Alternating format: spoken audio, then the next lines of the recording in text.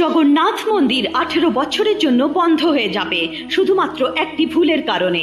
আপনাদের মধ্যে অনেকেই জানেন যে রোজ এই মন্দিরের পতাকা বদলানো হয়, আর তার জন্য পান্ডা বিনা কোনো সুরক্ষা নিয়ে 15 থেকে 20 কিলো ওজনের পতাকা 214 ফিট উঁচু এই মন্দিরের ওপরে নিয়ে যান, আর পুরনো পতাকা বদলে নতুন পতাকা লাগিয়ে দেন। ভুল করে যদি একদিনও এই ধ্বজা বদলানো না হয়, তাহলে এই মন্দিরকে 18 বছরের জন্য বন্ধ করে দেওয়া হবে। কারণ এই পরম্পরা আজ থেকে নয়, যখন থেকে এই মন্দির প্রতিষ্ঠা হয়েছে তখন থেকেই চলে আসছে। এর পেছনে একটি কাহিনীর কথা বলা হয়। একদিন ভগবান জগন্নাথ মন্দিরের পুরোহিতকে স্বপ্নে দর্শন দেন, আর তাকে বলেন, আমার ধ্বজা ফেটে গেছে, তাড়াতাড়ি ওটা বদলে দাও। পুরোহিত ভাবেন কালই তো নতুন ধ্বজা লাগানো হয়েছিল, তাহলে এত তাড়াতাড়ি ধ্বজা ফাটলো কি করে? পুরোহিত সেখানে যেয়ে দেখেন সত্যি সেই ধ্বজা ফেটে গেছে আর পুরনো হয়ে গেছে। আর তখন থেকেই আজ অবধি এই পরম্পরা চলে আসছে। জয় জগন্নাথ।